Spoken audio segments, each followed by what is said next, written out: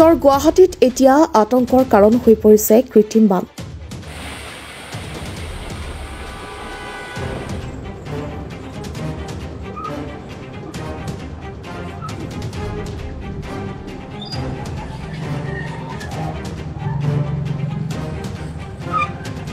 এজাক বৰষুণতেই ডুবচাই উত্তৰ গুৱাহাটীৰ বিস্তৃত অঞ্চল।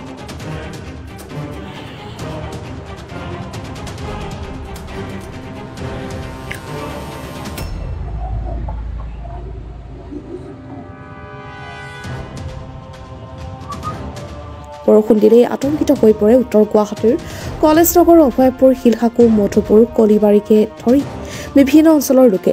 গুৱাহাটীৰ নবীন নগৰ, অনিল নগৰ নহয়, এতিয়া সংবাদ মাধ্যমৰ শিৰোনামা হৈ পৰিছে উত্তৰ গুৱাহাটীৰ বিভিন্ন অঞ্চল। ইফালে যোৱা কেইবাদিন ধৰি হোৱা মুষলধাৰ বৰষুণত কৃত্ৰিম বানপানীৰ কবলত পৰিছে উত্তৰ গুৱাহাটীৰ বিভিন্ন অঞ্চল।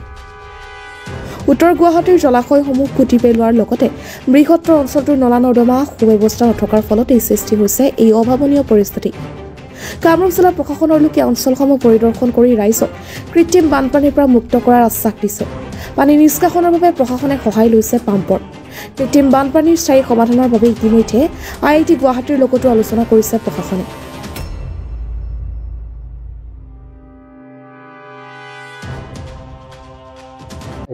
নগুৱাহাটীত এতিয়া যিটো আপোনাৰ এজাক সামান্য বৰষুণতে যিটো মানে ভয়াৱহ এটা কৃত্ৰিম বানপানীৰ সৃষ্টি হৈছে, এইটো অদূৰ ভৱিষ্যতৰ কাৰণে এটা ভয়াৱহ চিন।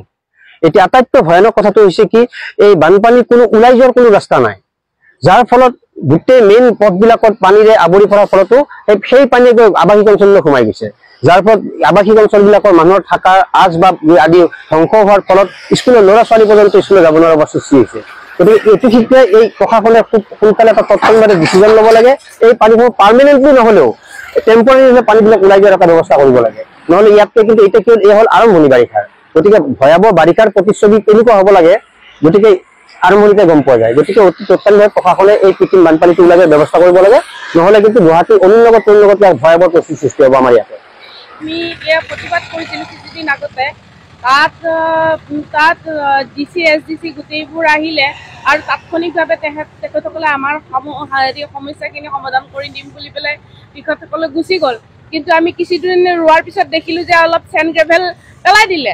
চেণ্ড গ্ৰেভেল পেলাই দিওঁতে বেলেঞ্চটোতো নহ'লে, কাৰণ বেলেঞ্চটো কেনেকৈ কৰিব পাৰিব? আকৌ ড্ৰেইন চিষ্টেমটো যদি পদ্ধতিগতভাৱে চাইণ্টিফিকভাৱে নকৰে, তেতিয়াতো সেইটো অকণমান মানুহক ভাল লগোৱা, মনটো সাময়িকভাৱে মনটো ভাল লগালে, কিন্তু কাৰ্যকৰী একো নহ'ল। আৰু আমি এতিয়া ক্ৰমান্বয়ে আৰু পানীবিলাক আগলৈ বাঢ়ি গৈ আছে আৰু আমি ভুগি আছোঁ। এতিয়া কি কৰে, এতিয়া কোনো জনপ্ৰতিনিধিৰো কোনো চকুত পৰা নাই আৰু মন্ত্ৰী বিধায়কৰো দেখোন কোনো ধৰণৰ চকুত পৰা নাই। এতিয়া সমস্যা কেনেকৈ সমাধান হ'ব সেইটো ভাবিবলগীয়া কথা। পানী এইবিলাক ৰাস্তা পদূলি ওলাবই নোৱাৰে। এতিয়া অকমান বৰষুণ দিলে বহুত পানী হৈ যায়, চকালতো গোটেই পানী হৈ যায়। কি কৰিব আৰু, উপায় নাই। আজি হ'ল 5 বছৰ মান এনেকুৱা হোৱা, বহুত অসুবিধাত হৈ আছে। বহুত পানী হৈ যায়। এতিয়া আমি পানী বাহিৰৰ পৰা ওলাই দিব লগা হৈছে।